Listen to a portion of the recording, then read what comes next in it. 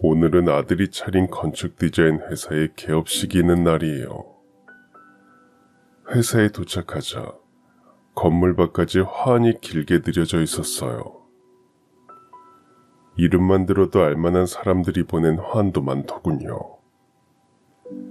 아들의 개업을 축하하는 사람들이 이렇게나 많다는 생각에 제 어깨가 절로 올라가는 기분이 들었죠. 아버님, 세상에 화환 좀 봐요. 아이고, 끝이 안 보이는구나. 우리 손자 대박 나겠네. 지난달에 인테리어 잡지에도 크게 났잖아요. 아들 인터뷰도 나오고. 애미가 아주 신이 났구나. 보기가 좋아. 괜히 제가 더 들뜨는 거 있죠? 아참, 아버님 다리 아프시죠? 얼른 가서 앉아요.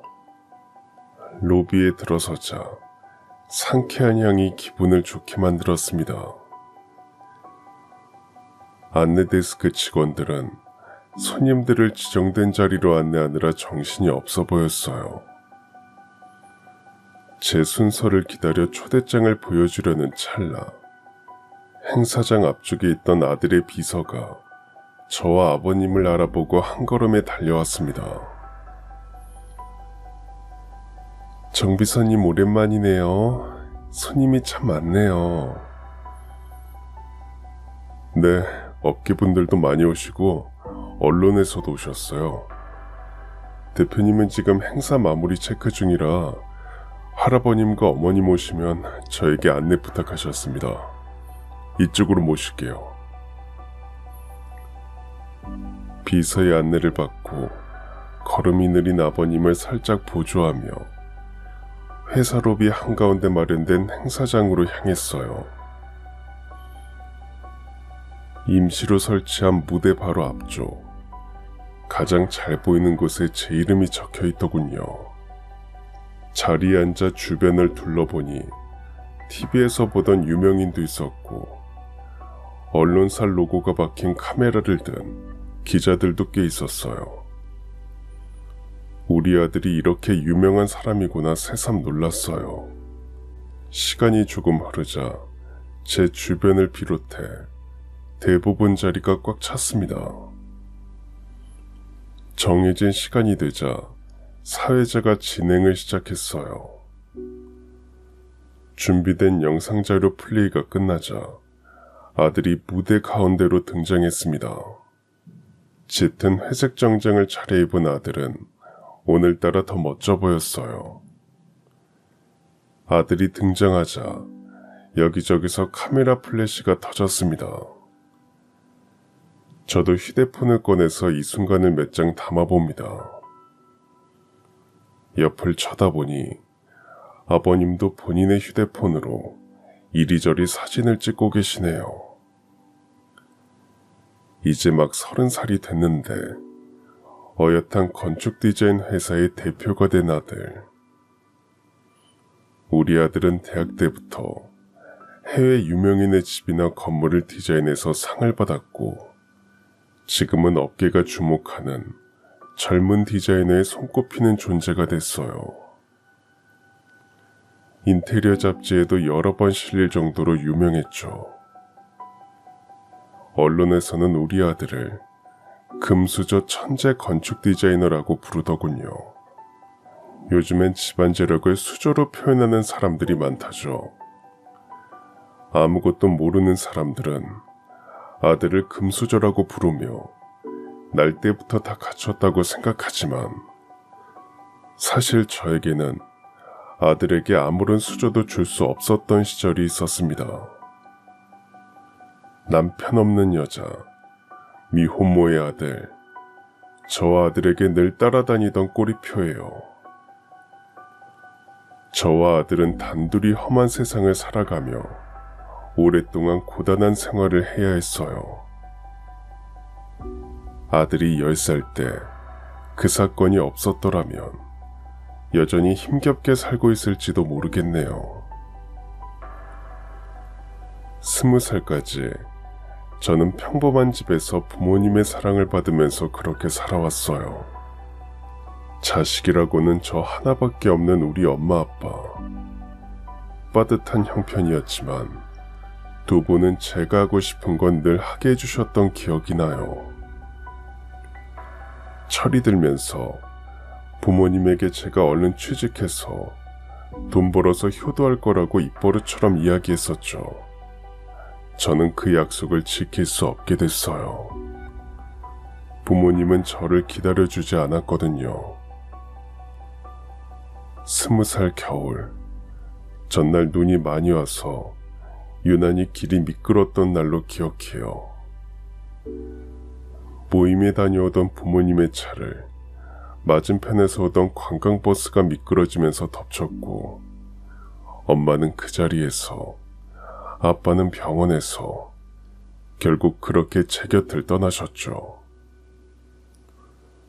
하루아침에 부모님을 모두 잃고 저는 살아갈 힘을 잃었어요. 몇 날 며칠을 부모님 납골당에 가서 울다가 지쳐 돌아오곤 했었죠. 꿈에라도 나타나달라고 빌어봤지만 야속하게도 부모님은 나타나지 않았어요. 그러면서 점점 부모님이 없다는 사실을 받아들이게 됐어요. 제가 아무리 울어도 달라지는 건 없었으니까요. 그렇게 49제까지만 슬퍼하기로 스스로 약속을 하고, 그 뒤로 저는 부모님을 마음에 묻고 다시 살기 위해 힘을 냈습니다. 부모님과 살고 있던 집은 전세였기 때문에 계약 기간이 끝나고 저는 원룸으로 이사를 했어요.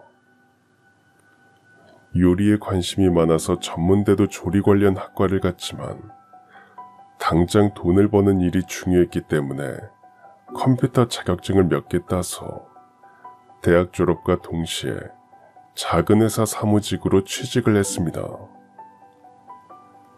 지금은 다를 생각할 겨를 없이 일을 하는 게 더 버틸 수 있을 것 같기도 했거든요. 제가 취직한 곳은 규모는 그리 크지 않았지만 전체 직원이 15명 정도 되는 꽤 탄탄한 회사였어요. 여기서 몇 년 동안 바짝 일해서 돈을 좀 모으면 그때 다시 요리를 배워보자, 그렇게 생각했죠. 22의 어린 나이에 처음 겪는 사회는 그리 호락호락하지 않았어요. 말도 안 되는 실수를 해서 깨질 때도 있었고, 어리다는 이유로 은근히 무시하는 태도도 조용히 견뎌야 했어요. 제 하루는 온통 긴장의 연속이었어요. 오직 실수하지 말자는 마음 때문인지 항상 몸에 힘이 들어가 있었죠. 회사에서 제가 제일 어렸고 저희 부서에서 제 또래 여직원은 없었기 때문에 의지할 사람이 없었어요. 그러다 어느 순간부터 이사님이 저를 챙겨주고 있다는 걸 눈치챘어요. 한 번은 일이 밀려서 혼자 야근을 하게 된 날이 있었어요. 저녁을 나가서 사 먹을까 어떻게 할까 하다가 돈이 아깝기도 하고 낮에 슈퍼에서 사왔던 빵으로 대충 때워야겠다 생각했죠. 근데 아까 퇴근했던 이사님이 도시락을 사들고 갑자기 사무실로 온 거예요. 아까 퇴근할 때 보니까 오늘 야근한다고 한 것 같아서요. 아직 식사 전이죠? 그렇긴 한데 빵 사온 게 있어서요. 그거 먹으면 돼요. 에이, 그런 걸로 때우면 되겠어요. 다 먹고 살자고 하는 짓인데. 이리 와요. 같이 먹게. 네? 이사님 퇴근하신 거 아니었어요? 나도 뭐 급하게 할 게 생겨서요. 밥 좀 같이 먹어줘요. 나 혼자 먹는 거 싫어요. 전부터 느꼈지만 이사님은 8살이나 어린 저에게도 늘 존댓말을 했어요. 사장님 아들이라고 들었는데 참 젠틀하다고 느꼈죠. 어린 제가 보기에 정말 어른스럽게 느껴졌어요. 저에게 이사님은 동경의 존재에 가까웠는데 이사님은 그게 아니었나 봐요. 사무실에서 단둘이 저녁 도시락을 먹은 뒤로 적극적으로 제 주변을 맴돌았어요. 주말에 저랑 같이 시장 조사 갈래요? 시장 조사를요? 제가요? 네, 저번에 보니 현옥 씨가 감각이 좋던데 같이 가면 도움이 될 것 같아서요. 회사의 특성상 시장 조사가 중요하긴 했지만 주말까지 할 일은 아닌데 제가 생각하기에 그렇게 급한 일도 아니었거든요. 그래도 무려 이사님의 제안이라 거절할 수가 없었죠.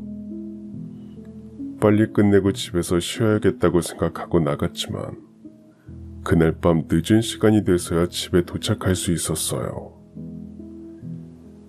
이사님과의 시장조사는 말만 시장조사였지 사실은 데이트에 가까웠어요. 처음에는 뭐지 싶은 마음이 들었지만 같이 다니다 보니 너무 재밌어서 시간 가는 줄 몰랐죠.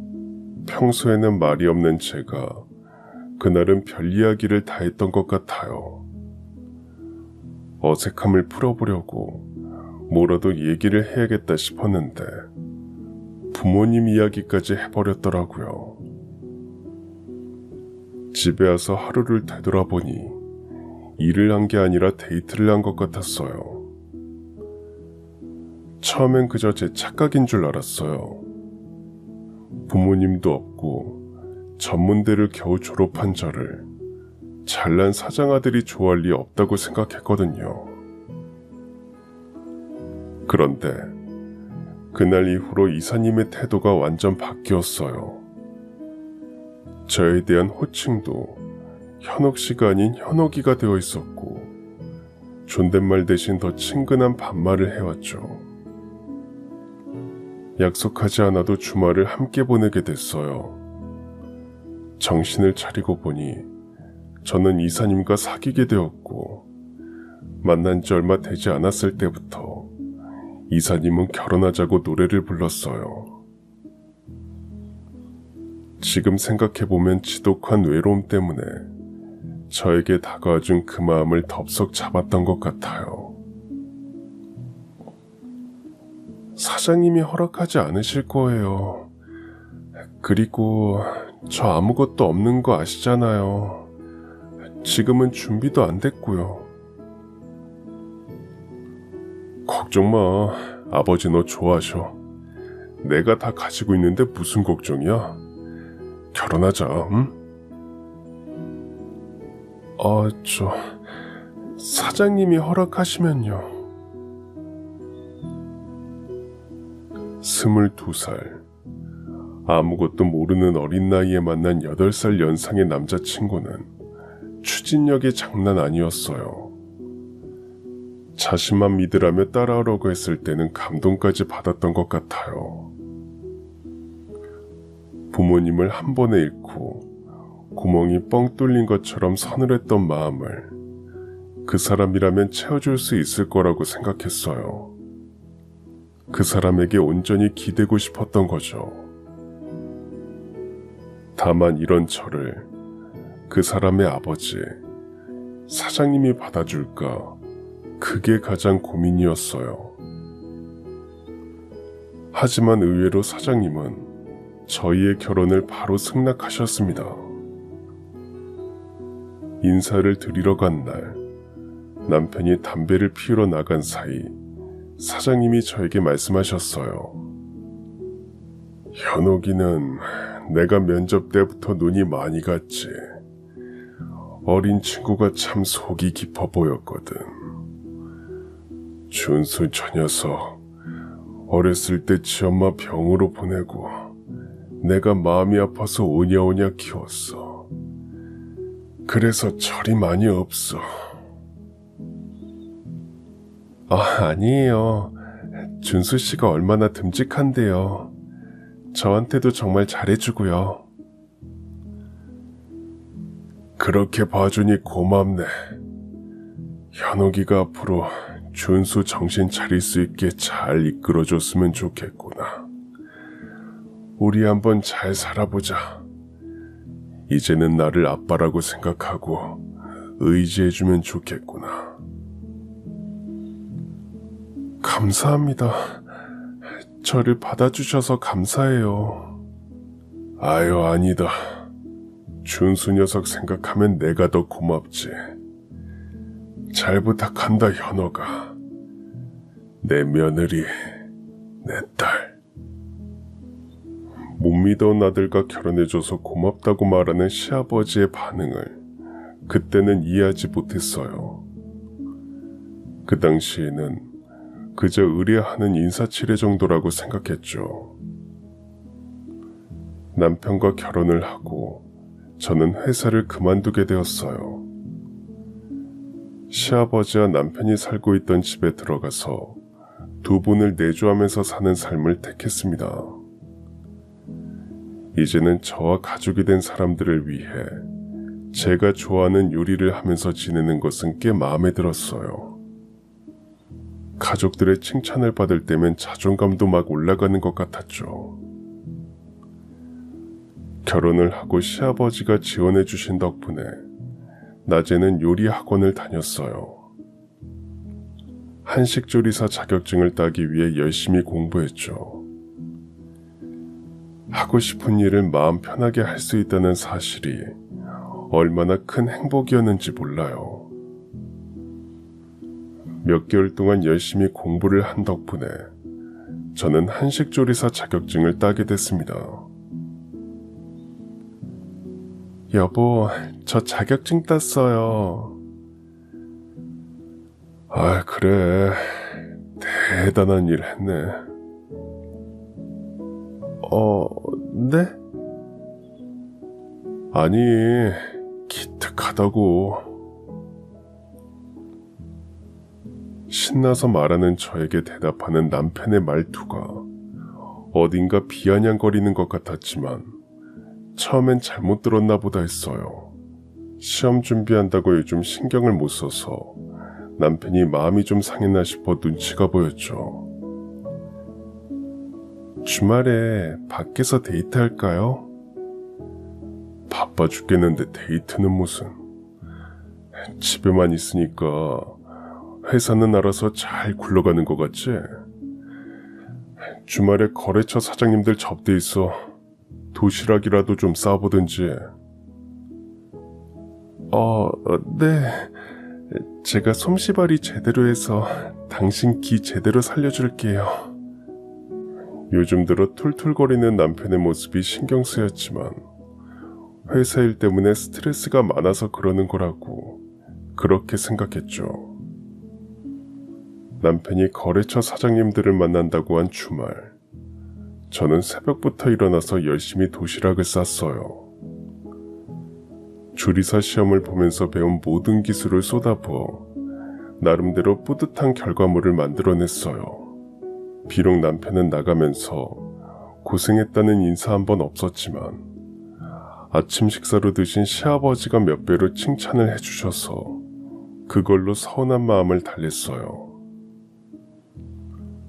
그날 남편은 아주 늦은 시간이 돼서야 집에 돌아왔어요. 술이 떡이 된 상태로 겨우 돌아온 남편의 모습을 보고 시아버지는 혀를 차셨죠. 죄송하다는 말씀을 드리고 남편을 거의 끌다시피 해서 방으로 데려왔어요.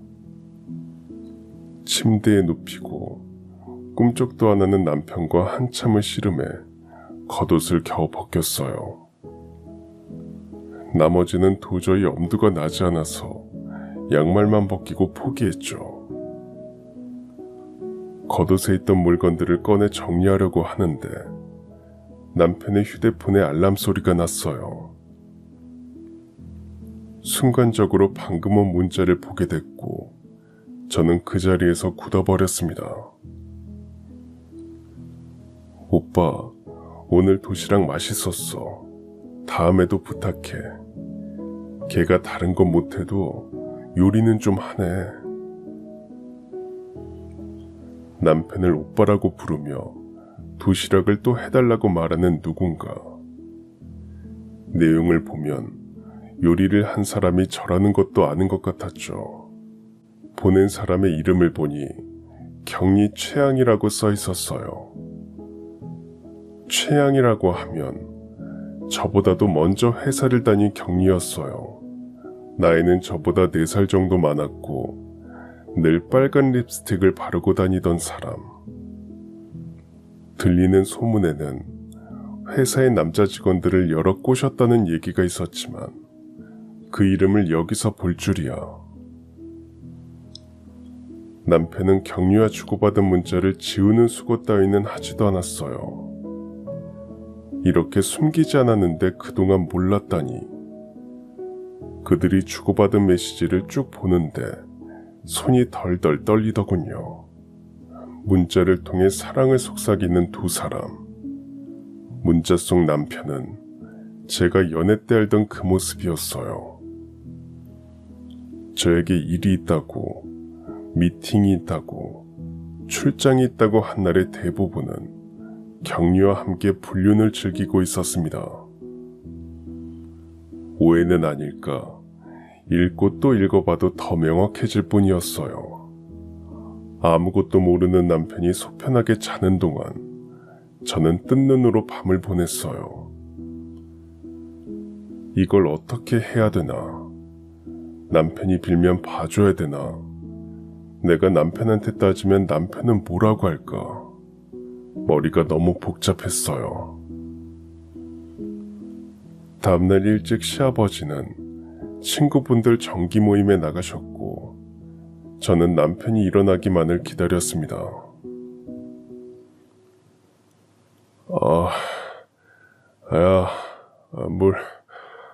물 줘.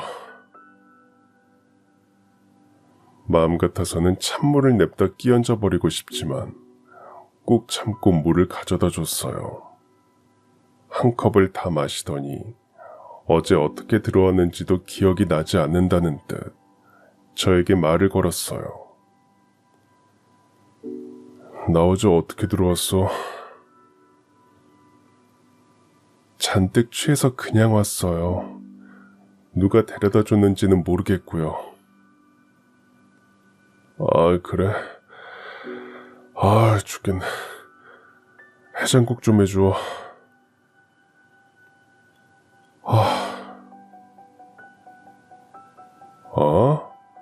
한숨을 쉬어? 이게 이제 바가지도 긁네. 이거 뭐예요? 제가 내민 휴대폰 문자에 정신이 번쩍 든 남편은 재빠르게 제 손에서 휴대폰을 낚아챘어요. 너 이제 내 휴대폰도 뒤지냐? 뭐 의부증 그런 거야? 다 봤어요. 발뺌하지 마세요. 경리 최양, 그 최양 말하는 거예요? 다 봤다면서 뭘 또 물어. 네? 지금 바람핀 거 아니에요? 왜 그렇게 당당해요? 이거 상황 파악이 안 되나? 내가 왜 다른 여자를 만났겠어? 다 너 때문이잖아. 귀찮게 굴 거면 그냥 이혼해. 나야 너 아니어도 결혼할 사람 널렸는데. 근데 넌 그 아이에 가진 것도 없지. 근데 이혼까지? 이혼할래? 아니면 그냥 평생 모른 척하고 살래? 까놓고 우리 아직 혼인신고도 안 했잖아. 1주년 때 혼인신고하자던 게 다 이런 이유 때문이었어요? 실컷 바람 피우다가 걸리면 결혼생활 쉽게 정리하려고? 당신 정말 이런 사람이었어요? 또 순진한 척. 너도 지금까지 우리 집에서 우리 아버지 돈으로 잘 먹고 잘 살았잖아. 그냥 지금처럼 주는 돈이나 받으면서 살림이나 하고 살아. 나 여린 거 하나 봐줄만 했는데 영 재미도 없고 네가 못해주는 거 밖에서 하겠다는 거잖아. 1년 넘게 몰랐으면 그냥 앞으로도 모른 척하고 살라니까. 결혼한 지 1년이 넘지 않았는데 둘 사이는 저와 결혼 전부터 시작됐었다는 게 정말 충격이었어요. 그럼 왜 저랑 결혼했어요? 저 만나면서도 경리 만났으면서 왜요? 제가 그렇게 우스웠어요? 최양은 연애하기에는 끝내주는 여자야. 근데 최양이 우리 집에서 살림을 하겠냐? 근데 너는 할 것 같았거든. 그래서 너로 고른 건데, 그냥 최양을 더 꼬실 걸 그랬나? 싹싹 빌어도 모자랄 판에 저렇게 당당하게 구는 남편의 모습을 보니 이 결혼을 더 이상 유지할 수 없었어요. 하늘에 계신 부모님이 지금 제 모습을 보면 너무 슬퍼하실 것 같았거든요. 결국 저는 남편에게 이혼하겠다고 이야기했어요. 그날 저녁 집에 돌아온 시아버지가 이야기를 들으시고는 오히려 저에게 비셨어요. 아가, 내가 잘못했다. 저 녀석 다시는 그런 짓 못하게 내가 아주 어떻게든 혼쭐을 낼 테니까 한 번만 나를 봐서 딱 한 번만 봐주면 안 되겠니?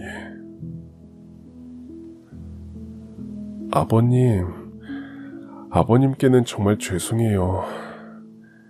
그런데 저 사랑해서 결혼한 거 아니에요. 그냥 집에서 밥할 사람 필요해서 그런 거예요. 그 경리랑 1년 넘었대요.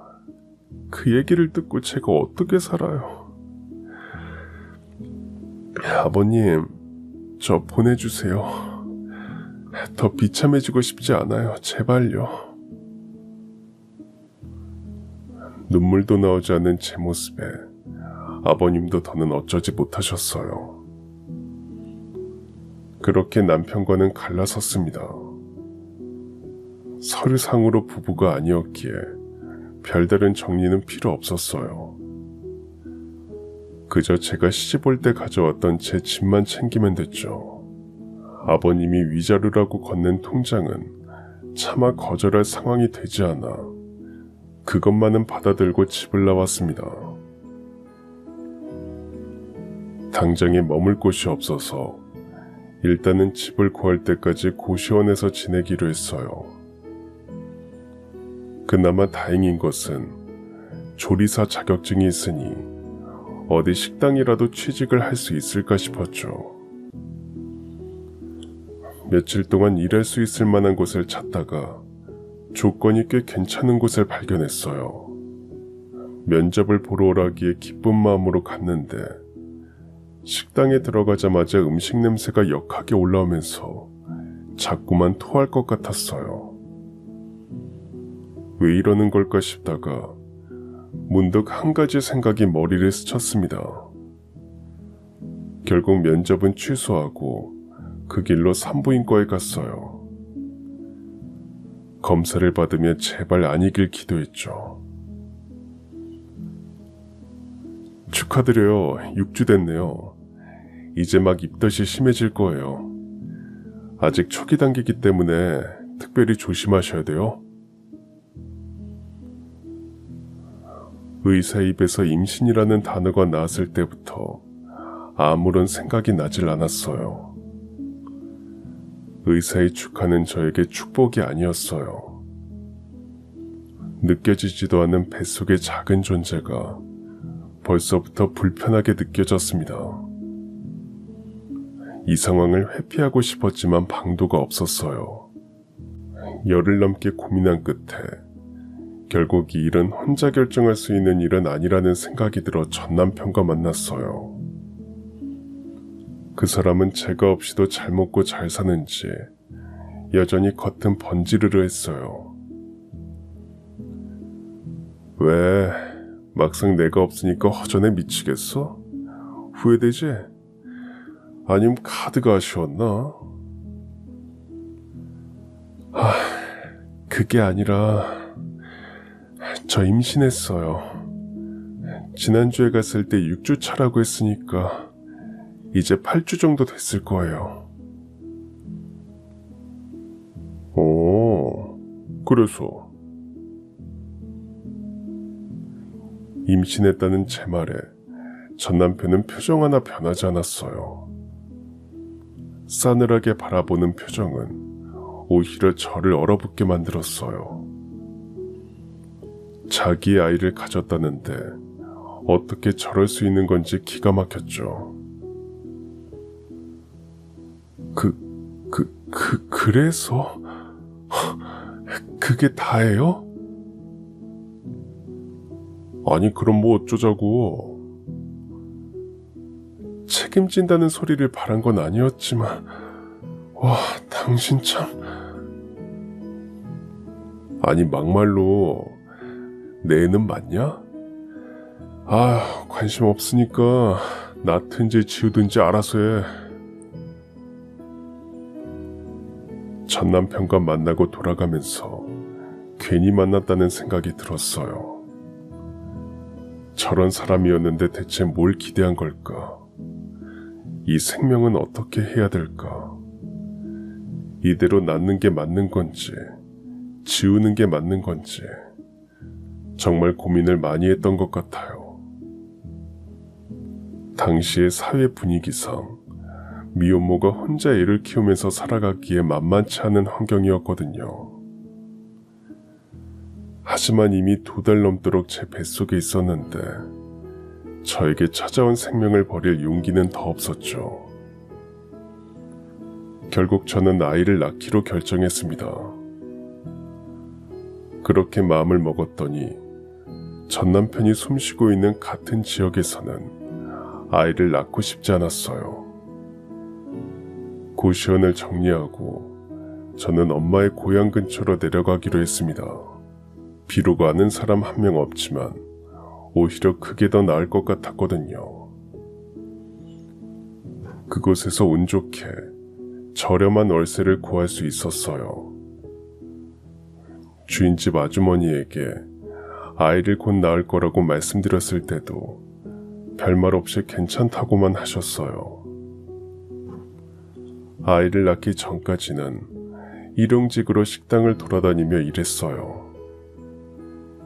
몸이 무거워지면서 주변에서 걱정을 많이 해주셨지만 아이를 낳으면 당분간은 일을 할 수 없기에 정말 출산 직전까지 일을 했던 것 같아요. 출산 때도 남편이 보이지 않자 늘 수군거리던 주변 사람들은 제 사연을 궁금해하셨지만 저는 그저 애아빠는 없다고만 해야 했죠.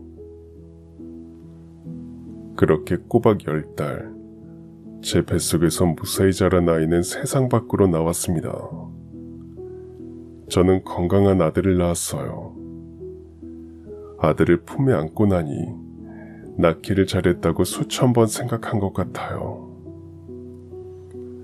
이 세상에 있는 나의 유일한 가족, 내가 평생 지켜줘야 할 존재, 어떻게든 잘 키워보겠노라고 다짐을 했습니다.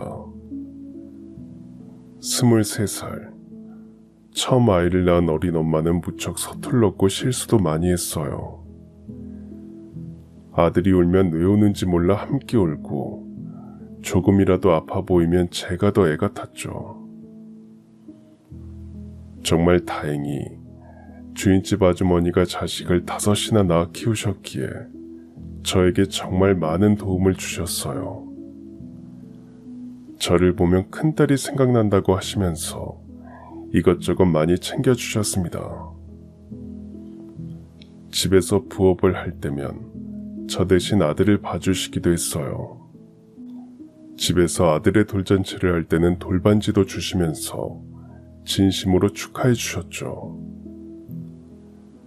아빠 없는 아이라고 주변에서 손가락질 하면서 뒷말을 하면 주인집 아주머니가 늘 저 대신 호통을 치셨어요.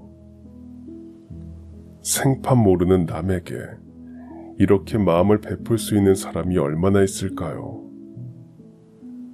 가족이라고 믿었던 사람에게도 배신을 당했던 저였는데 주인집 아주머니 덕분에 많은 위안을 받았습니다. 아이가 조금 자란 뒤에는 주인집 아주머니가 소개해 주신 집에서 가정부일을 하게 됐어요. 그 집에서 배려를 해주셔서 아이를 데리고 다니며 일을 할 수 있었습니다.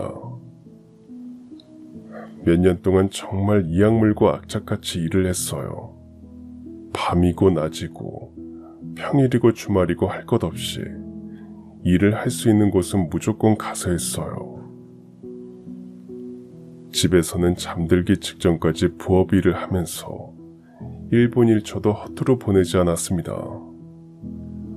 오직 아들만 생각하면서요.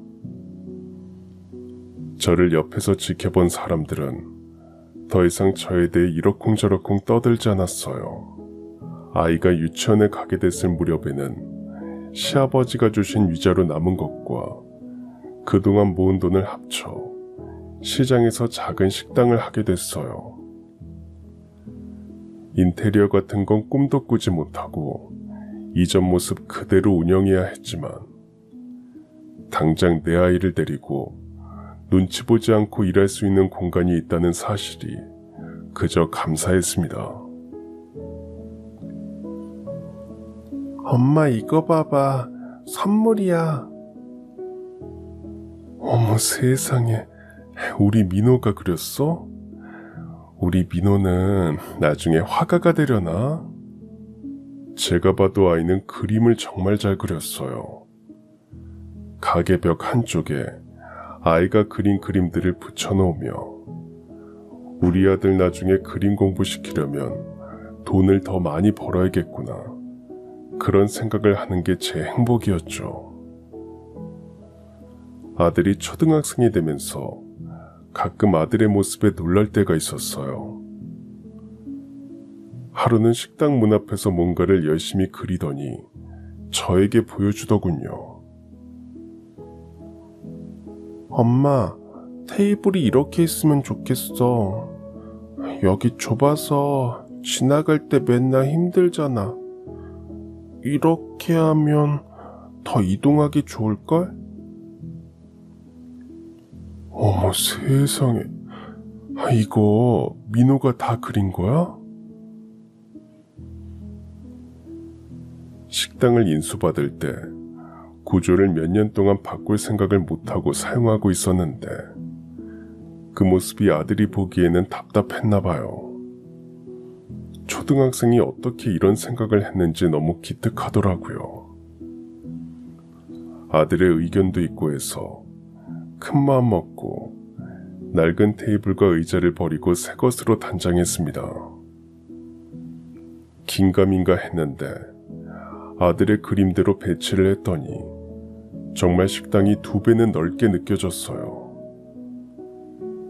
바쁜 점심 저녁 시간에 손님들이 와도 전처럼 꽉 찬다는 느낌이 없었죠. 단골 손님들도 너무 좋다며 칭찬을 해주셨어요. 매달 조금씩 아들의 의견을 반영해서 가게를 꾸미는 것도 꽤 즐거운 일이었어요. 아들도 이 시간을 좋아했고요. 공간이 바뀌니 찾아오는 손님의 연령대도 다양해지고 장사도 더 잘 됐습니다. 이게 다 똑똑한 아들 덕분이었죠. 그러던 어느 날 가슴을 철렁하게 만드는 전화 한 통을 받게 됐어요. 서울로 소풍을 간 아들이 교통사고를 당해서 병원 응급실에 있다고요. 응급처치는 받았지만 아들과 사고가 날 뻔한 차량 주인이 꼭 저를 봐야겠다고 했다면서요. 담임 선생님은 아이들을 인솔해서 돌아가야 하기 때문에 먼저 가시라고 말씀드리고 저는 당장 서울로 향했어요. 가는 내내 놀란 마음이 진정되지 않았죠. 2시간 걸려 병원에 도착을 했더니 무릎에 거즈를 붙인 아들이 졸린지 눈을 껌뻑거리고 있었고 그 옆에는 할아버지가 앉아 계셨어요. 선생님이 말씀하신 그분인가 싶었죠. 민호야, 괜찮아? 엄마가 얼마나 놀랐는데. 차 조심하라고 했잖아. 어디 좀 봐. 이거 인형 엄마가 사준 거잖아. 그래서 빨리 주우려고 뛰어갔는데 할아버지가 도와주셔서 바로 병원에 왔어. 뭐? 그랬어? 저희 아이 때문에 사고가 날 뻔했다고 많이 놀라셨죠? 아이와 함께 있는 할아버지의 모습을 확인하고 순간 놀라서 기절하는 줄 알았어요. 바로 10년 전 저와는 인연이 끝난 전 시아버지였거든요. 현호가 잘 지냈니? 항상 네 소식이 궁금했단다. 그리고 현호가 민호, 준수 아이 맞지? 확신에 찬 시아버지의 말에 저는 긍정도 부정도 할 수 없었어요. 하지만 아버님은 단번에 민호를 알아보신 눈치였죠. 그런데 어떻게 저희 민호랑 아버님이... 오늘 거래처 사장이랑 식사 약속이 있어서 갔다가 돌아오는 길이었어. 신호등 앞에서 신호가 바뀌길래 가려는데 갑자기 길을 건너던 아이가 되돌아와서 인형을 줍는 거야.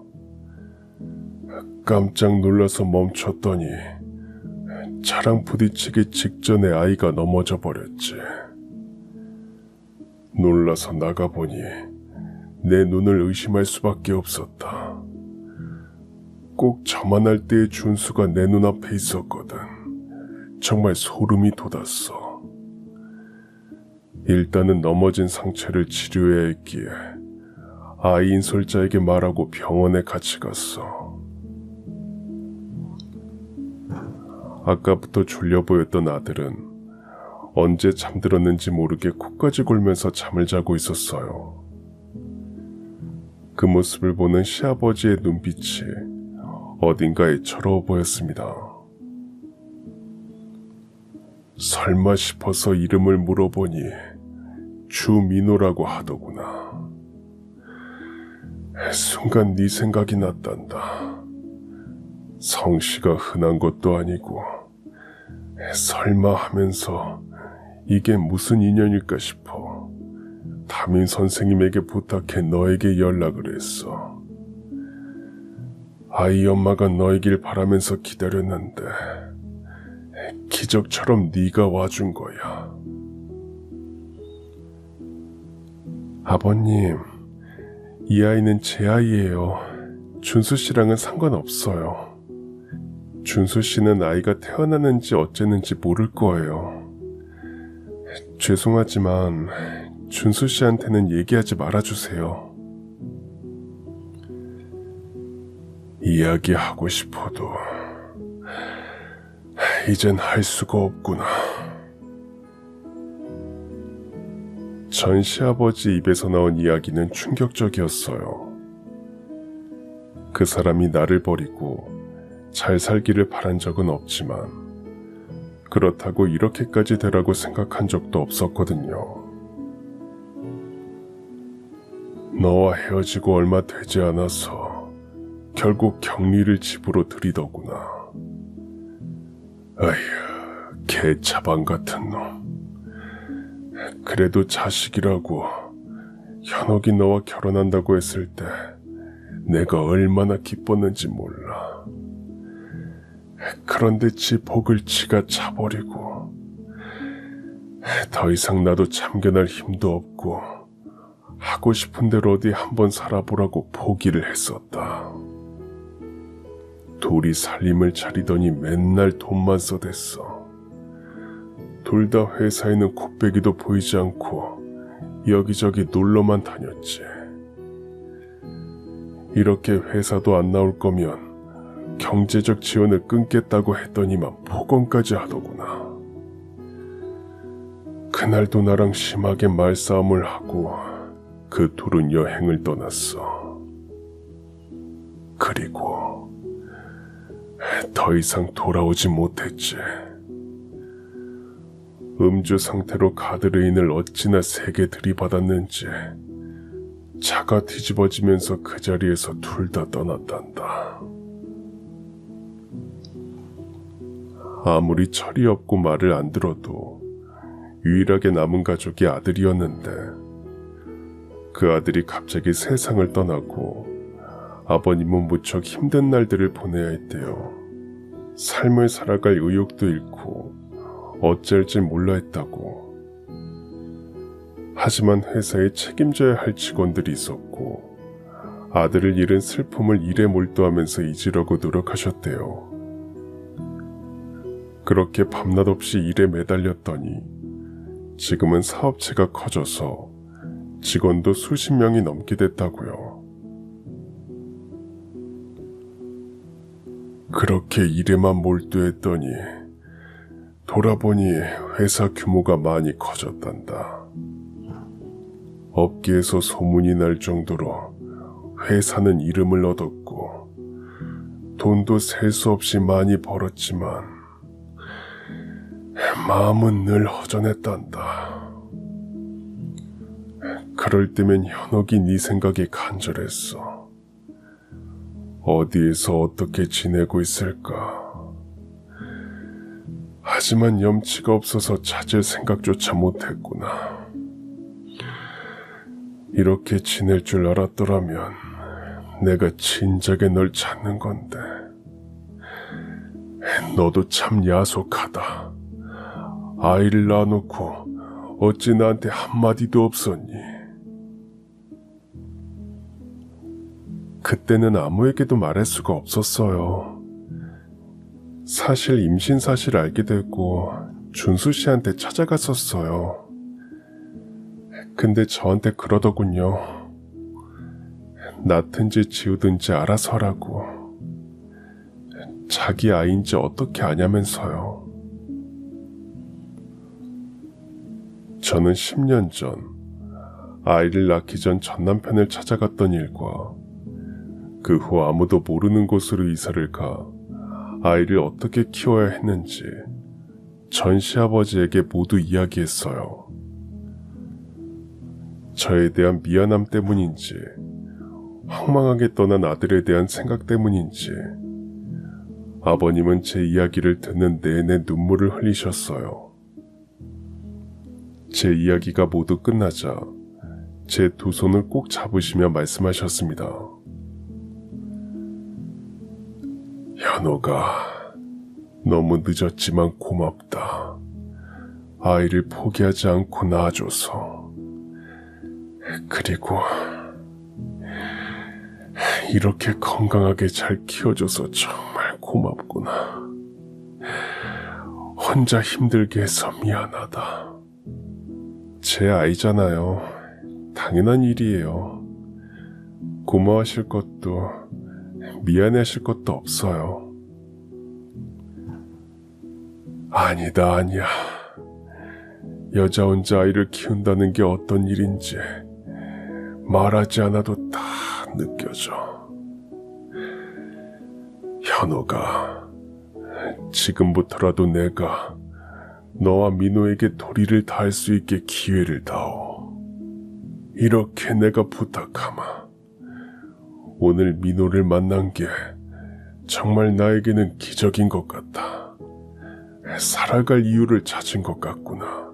응? 현호가. 아버님의 간절한 부탁을 차마 외면할 수 없었던 저는 그러겠다고 말씀드렸어요. 아버님은 민호가 자신의 손자라는 것에 단 한 채 의심도 없었지만 법적 상속을 위해서는 자료가 필요했기에 유전자 검사를 진행했어요. 아들과 비교할 수 있는 샘플이 아버님뿐이라 정확도는 떨어질 수 있다고 했지만 결과는 높은 확률로 혈연관계 있음으로 나왔습니다. 아버님은 민호와 만난 그날부터 매일 저희 식당에 오셨어요. 낯가림이 심한 아들도 웬일인지 아버님과는 금방 친해지더군요. 피가 끓는다는 게 이런 건가 싶었어요. 검사 결과가 나오는 동안 아버님은 살고 계신 아파트의 다른 동에 저희가 살 수 있는 집을 미리 마련해 두셨어요. 하루라도 빨리 올라오라고 하셨지만 저는 식당을 정리하고 아들의 학교 문제를 처리한 후 서울로 올라올 수 있었습니다. 서울 집에는 더 손댈 것도 없이 모든 것이 갇혀 있었어요. 엄마, 우리 이제 여기서 사는 거야? 서울에서 우리 민호 하고 싶은 공부하면서 그렇게 사는 거야. 할아버지도 자주 만나면서 재밌게 살자. 서울 좋아? 응, 좋아.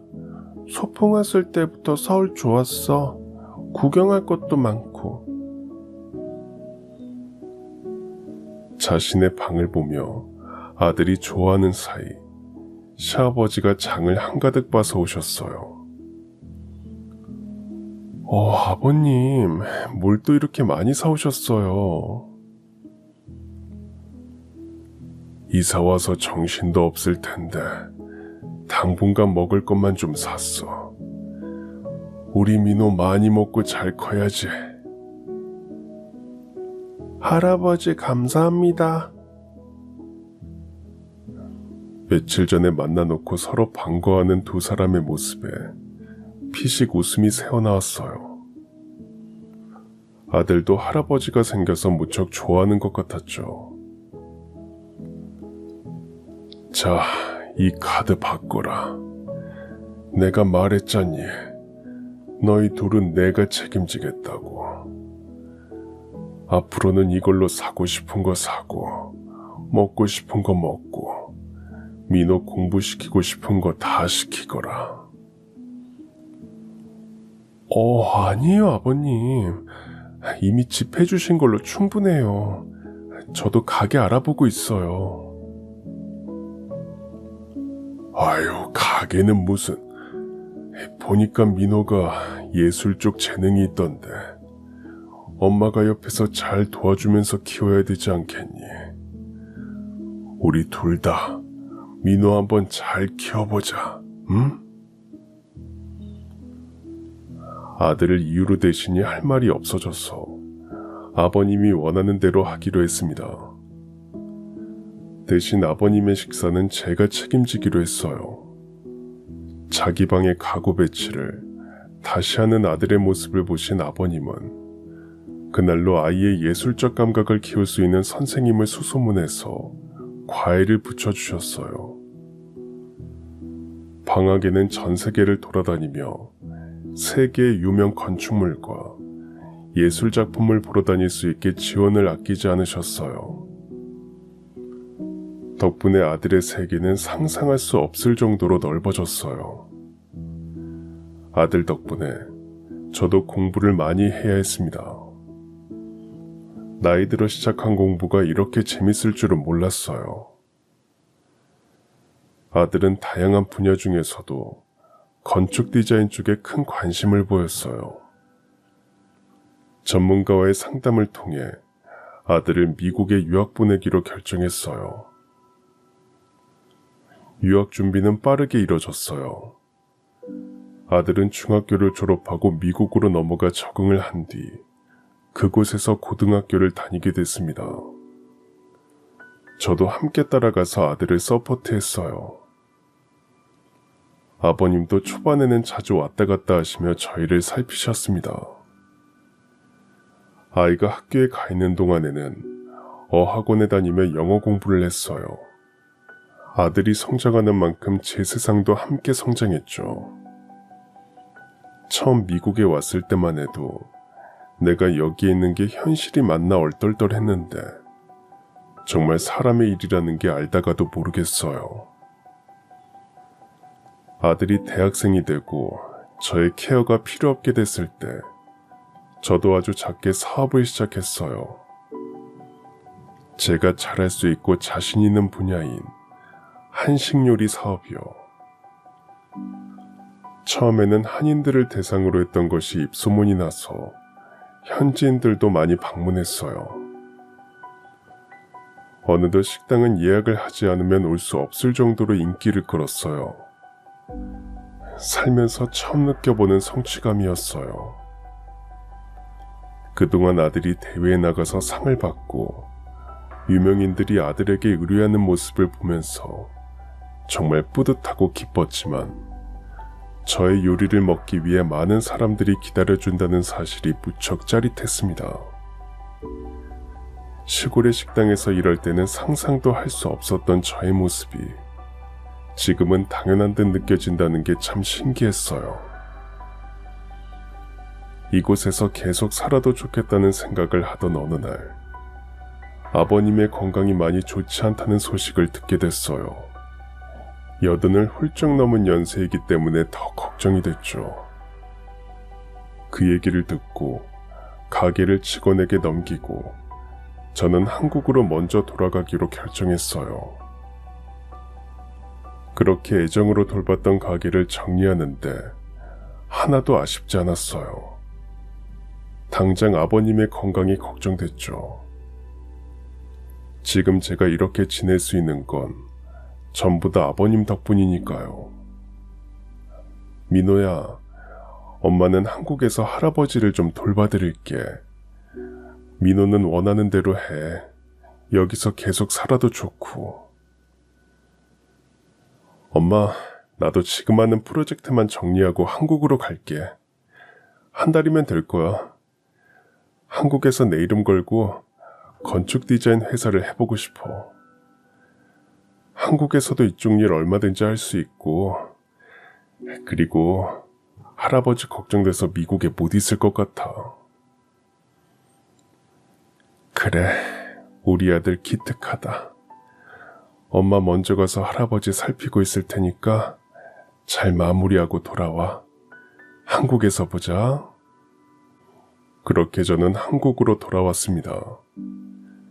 1년 만에 본 아버님은 부쩍 야윈 것처럼 느껴졌어요. 아버님, 식사 잘 못하세요? 왜 이렇게 말랐대? 그래도 민호애미가 해주는 밥은 다 먹을 수 있을 것 같아. 조금만 기다려주세요. 제가 금방 식사 차릴게요. 아이고, 농담이야, 농담. 오느라 고생했을 텐데 좀 쉬어. 늙은이 밥은 천천히 해도 된다. 비행기에서 하도 자서 잠도 안 와요. 아버님 좋아하시는 청국장이랑 생선 구워서 금방 차려드릴게요. 아참 아버님, 저 이제 여기서 지내려고요. 옆동 오가는 것도 힘들어요. 어차피 맨날 올 건데 그냥 여기 있으면 편하잖아요. 아휴, 저도 나이 먹었나 봐요. 저 방은 제가 쓰고 저 방은 민호가 쓰고 하면 되겠다. 그쵸? 아니, 민호도 같이 산다고. 네, 민호가 한 달 정도만 하던 거 정리하고 한국 들어오겠대요. 여기서 자기 건축 디자인 회사 차리겠다고요. 아버님 보고 싶어서 미국에 더 못 있겠대요. 어머, 아버님, 왜 울고 그러세요? 마음도 약해지셨나? 아버님의 눈물에는 참 많은 감정이 느껴졌어요. 하나밖에 없는 피부치, 눈에 넣어도 아프지 않은 손자를 멀리 미국에 떠나보내고 마음속으로는 얼마나 보고 싶으셨겠어요. 저희에 대한 미안함 때문에 단 한 번도 그 어떤 것도 먼저 요구한 적 없는 아버님. 제가 왜 그 마음을 모르겠어요. 아버님의 모습을 보니 저도 코끝이 찡해지네요. 제가 온 후 아버님은 점점 기력을 되찾으셨어요. 병원에서도 크게 이상이 없다고 해서 한시름 내려놨어요. 아들이 오기로 한 날이 가까울수록 설레는 모습을 보여주셨어요. 아버님은 꽤 바쁜 날들을 보내셨어요. 아들의 회사를 어디에 하면 좋을지 알아보고 싶으시다며 부동산의 소개를 받아 여기저기 돌아다니셨거든요. 그 어느 때보다 생기 넘치는 모습이어서 말릴 수가 없었습니다. 약속된 한 달이 지나고 아들이 돌아왔어요. 공항까지 마중 나간 아버님은 아들을 보고 이산가족이라도 만난 듯 눈물을 흘리셨어요. 감수성이 풍부한 아들 역시 할아버지의 눈물을 보고 함께 울더군요. 그 모습을 놀려야겠다 생각하며 저는 열심히 사진과 동영상을 찍어댔습니다. 아들은 한국에 와서 더 바빠졌어요. 아버님이 받은 건물 중에서 다행히 마음에 드는 건물이 있어서 직접 리모델링을 시작했죠. 한동안 집에도 오지 않고 그곳에서 지내더군요. 시간에 쫓기는 사람처럼 매달리는 아들에게 물어봤어요. 아들, 왜 이렇게 서둘러? 평소에는 꼼꼼하게 하는 게 중요하다고 하는 애가. 빨리 오픈해서 할아버지 보여드리고 싶어. 알잖아. 건강해 보이시다가도 한 번씩 아픈 거. 할아버지한테는 시간이 많이 없으니까 그래서 그래. 내가 할아버지 덕분에 이렇게 훌륭하게 잘 자랐다는 거 보여드리고 싶어서 그래. 아휴, 세상에. 그런 생각을 하고 있는 줄은 몰랐네. 그래, 그럼 우리 같이 노력해보자. 엄마 도움 필요하면 얘기하고. 아들은 한국에 온 뒤로 하루도 쉬지 않고 개업 준비를 했어요. 결국 예상보다 훨씬 일찍 개업을 하게 됐습니다. 아들이 회사를 차린다는 소식은 금방 소문이 났어요. 벌써부터 관심이 대단했죠. 저 아버님도 아들의 개업식을 손꼽아 기다렸습니다. 오늘 개업식을 하기까지 아들이 얼마나 고생을 했는지 알기에 그 어느 때보다 아들이 자랑스럽고 기특하게 느껴집니다. 단상이의 아들이 참 늠름하고 멋져 보이네요. 마이크를 든 아들이 수많은 사람들 앞에서 소감을 이야기합니다. 아들이 이야기를 시작하자 모두 아들을 바라보며 아들의 이야기에 집중하네요. 저와 아버님도 서로 손을 포개고 아들의 이야기를 경청합니다. 자신이 그동안 해왔던 일과 앞으로 이 회사에서 하고 싶은 일들을 이야기하던 아들은 자신의 바로 앞에 앉아있는 저 아버님을 향해 시선을 옮겼어요. 제가 이 자리에 있을 수 있는 건 저희 어머니와 할아버지 덕분이에요. 제가 태어났을 때만 해도 여자가 혼자 아이를 낳아 키운다는 건 정말 큰 용기가 필요한 일이었다고 들었어요. 지금의 저보다도 어린 나이에 저를 낳아 저를 키우기 위해 안 해본 일 없이 고생했던 우리 어머니. 인생의 전부를 저를 위해 희생한 어머니. 언제나 사랑으로 품어주신 어머니 덕분에 제 모든 시절이 반짝반짝 빛날 수 있었다고 말씀드리고 싶어요. 아들이 미혼모의 아들이라는 걸 몰랐던 사람들이 조금 놀란 듯 보였지만 그 어느 때보다 평온한 표정으로 저에게 감사를 전하는 모습에 박수가 터져나왔어요. 그리고 세상에서 제일 존경하는 할아버지. 10살 때 제가 할아버지를 만난 건 운명이자 기적이었어요. 저를 믿고 저에게 아낌없는 투자를 해주셔서 감사합니다. 저는 할아버지 덕분에 어렸을 때부터 돈으로 셀 수 없는 값진 경험을 할 수 있었어요. 그 경험들을 거름 삼아 지금의 저로 자라날 수 있었습니다. 앞으로 제가 어떤 멋진 일들을 해낼지 옆에서 꼭 오랫동안 지켜봐 주세요. 할아버지, 아프지 말고 건강히 오래도록 저와 어머니 곁에 머물러 주세요. 아들은 눈가에 눈물이 고인 채로 저와 아버님을 향해 절을 올렸어요. 이야기를 듣던 사람들은 아들과 우리 가족을 향해 뜨거운 박수를 보내줬습니다. 좋은 날 절대 눈물을 흘리고 싶지 않았는데 아들의 진심 어린 감사 인사가 제 마음을 울리네요. 만지면 부서질까, 안으면 깨질까. 그렇게 품 안에 소중하게 키웠던 아기가 어느덧 자라 훌륭한 나라의 인재로 자리 잡아가는 모습을 보니 새삼 이 생명을 포기하지 않길 잘했다는 생각이 듭니다. 제 옆에서 손수건으로 연신 눈물을 훔치는 아버님에게도 참 감사드려요. 우리 무죄를 책임질 의무도 없는데 온 힘을 다해 우리를 사랑해준 그 마음을 절대 잊지 않을 거예요. 부디 더 오랫동안 우리 옆에서 함께 하시기를 간절히 바라고 또 바라봅니다. 아버님의 남은 시간, 저와 아들이 받은 것보다 더 넘치는 사랑을 드리면서 그렇게 뜨겁게 살아가겠습니다. 그럼 지금까지 사연 들어주셔서 감사합니다. 사연이 재밌으셨다면 구독과 좋아요 부탁드려요. 감사합니다. 안녕히 계세요.